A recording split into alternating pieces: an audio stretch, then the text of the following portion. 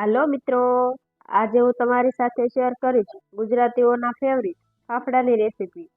આ ફાફડા આપણે ઘરે એકદમ ફરસાણવાળાની દુકાન જેવા જ બનાવીને તૈયાર કરીશું, એ પણ એકદમ સરળ રીતે. તો ચાલો બનાવવાનું શરૂ કરીએ. તો એના માટે મેં આ 2 વાટકી જેટલો બેસન લઈ લીધો છે. બેસન આપણે હંમેશા ચાળીને જ ઉપયોગમાં લેવાનું છે. તો હવે આપણે તેની અંદર આ રીતે અડધી ચમચી જેટલા અજમાને હાથથી ક્રશ કરીને ઉમેરી દઈએ. આમાં મેં સ્વાદ પ્રમાણે મીઠું અને ચપટી જેટલા સોડા પણ ઉમેર્યા છે.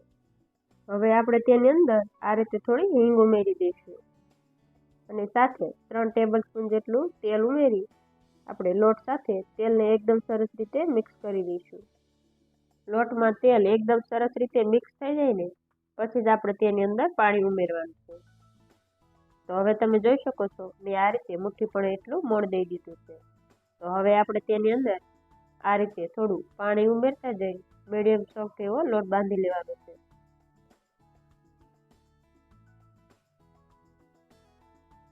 આપણે લોટ બહુ વધારે પડતો કઠણ નથી બાંધવાનો, નહીતર ફાફડા વણવામાં થોડુંક મુશ્કેલી પડશે. એટલા માટે આપણે મીડિયમ સોફ્ટ એવો લોટ બાંધીને તૈયાર કરવાનો છે. તો હવે તમે જોઈ શકો છો મેં આ રીતે લોટ બાંધી લીધો છે. તો હવે આપણે તેની ઉપર લગભગ અડધી ચમચી જેટલું તેલ ઉમેરી દઈએ અને લોટને એકદમ સરસ રીતે મસળી લઈએ. તો તમે જોઈ શકો છો મેં લોટ આ રીતે મસળી લીધો છે. તો હવે આપણે તેને ઢાંકી 10 મિનિટ સુધી રેસ્ટ આપી દઈએ. આપણો લોટ જ્યાં સુધી રેસ્ટ થાય છે ત્યાં સુધીમાં આપણે કઢી બનાવી લઈએ. તો એના માટે મેં 2 ચમચી જેટલો બેસન લઈ લીધો છે. હવે આપણે તેની અંદર આ રીતે છાશ ઉમેરી. હવે આપણે બેસનને આ રીતે છાશ સાથે એકદમ સરસ રીતે ગાંઠા ન પડે તેવી રીતે મિક્સ કરી લઈશું. હવે આ બધું મિક્સ થઈ ગયું છે. તો હવે આપણે તેની અંદર આ છાશ વધારે ઉમેરી દઈએ અને સાથે થોડું પાણી પણ ઉમેરી દઈએ. હવે આપણે તેની અંદર સ્વાદ પ્રમાણે મીઠું ઉમેરી દઈએ અને બરાબર મિક્સ કરી દઈએ. તો હવે આપણે કઢીનો વઘાર કરી લઈએ. તો એના માટે આપણે 2 ટેબલ સ્પૂન જેટલું તેલ ગરમ કરવા મૂકીશું. હવે આપણે તેની અંદર અડધી ચમચી જેટલી રાઈ ઉમેરી દઈશું. રાઈ ફૂટી જાય એટલે આપણે તેની અંદર 1 ચપટી જેટલી હિંગ ઉમેરી દઈએ અને સાથે 3 થી 4 મીઠા લીમડાના પાન ઉમેરી દઈએ. હવે આપણે તેની અંદર બેસનવાળું મિશ્રણ ઉમેરી દઈએ અને એકદમ સરસ રીતે મિક્સ કરી લઈએ. હવે આપણે તેની અંદર આ રીતે 1 ચપટી જેટલી હળદર ઉમેરી દઈએ અને બરાબર મિક્સ કરી આપણે કઢીને લગભગ 1 થી 2 મિનિટ સુધી ઉકળે પછી આપણે તેની અંદર આ રીતે ગોળ ઉમેરી દઈએ. ગોળ આપણે 2 ચમચી જેટલો લીધેલો છે.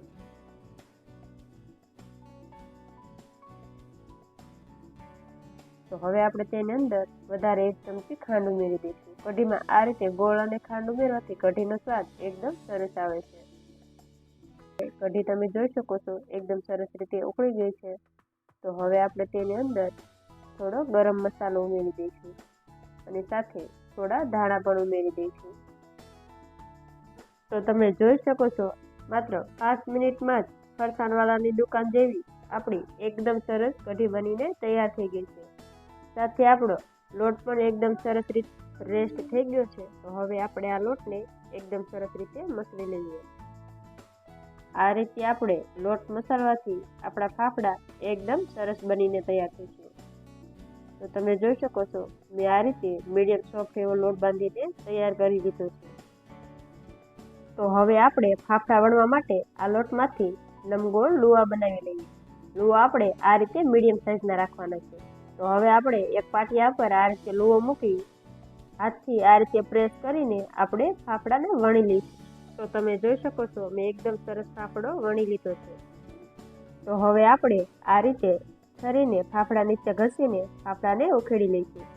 તો હવે આપણો ફાફડો એકદમ સરસ રીતે વણાઈ ગયો છે. તો હવે આપણે તેને ગરમ તેલમાં તળી લઈશું. તો લગભગ 1 મિનિટ પછી આપણે ફાફડાને આ રીતે ચીપિયાની મદદથી ફેરવી લઈશું અને આ બાજુ પણ 1 મિનિટ સુધી શેકાવા દઈશું. તો લગભગ 2 થી 3 મિનિટમાં જ આપણા ફાફડા એકદમ સરસ રીતે તળાઈ ગયા છે. તો હવે આપણે આ જ રીતે બધા ફાફડાને તળી લઈશું. ને ફાફડા તળતી વખતે એક વાતનું આપણે ખાસ ધ્યાન રાખવાનું છે કે ગેસની ફ્લેમ એકદમ લો જ રાખવાની છે, તો જ આપણા ફાફડા એકદમ સરસ ફરસાણવાળાની દુકાન જેવા જ બનીને તૈયાર થશે. તો આ રીતે આપણે ફાફડા ફેરવતા જઈ ફાફડાને એકદમ સરસ રીતે તળી લઈએ. તો તમે જોઈ શકો છો આપણા એકદમ સરસ ફરસાણવાળી દુકાન જેવા ફાફડા બની ગયા છે. તો હવે આપણે મરચાંને આ રીતે તેલમાં ઉમેરી મરચાંને તળી લઈએ. તો તમે જોઈ શકો છો આપણા મરચાં એકદમ સરસ રીતે તળાઈ ગયા છે. તો જોતા જ ખાવાનું મન થઈ જાય તેવા ફરસાણવાળાની દુકાન જેવા જ કઢી અને ફાફડા બનીને તૈયાર થઈ ગયું છે. જો તમને મારી રેસીપી પસંદ આવી હોય તો મારા વિડીયોને લાઈક કરજો, શેર કરજો અને મારી ચેનલને સબસ્ક્રાઈબ કરજો. અને આવી જ નવી રેસીપીઓના વિડીયોઝ જોવા માટે બાજુમાં આપેલા બેલ આઇકન ઉપર ક્લિક કરજો, જેથી મારી નવી આવનારી રેસીપીઓના નોટિફિકેશન સૌથી પહેલા તમને મળે.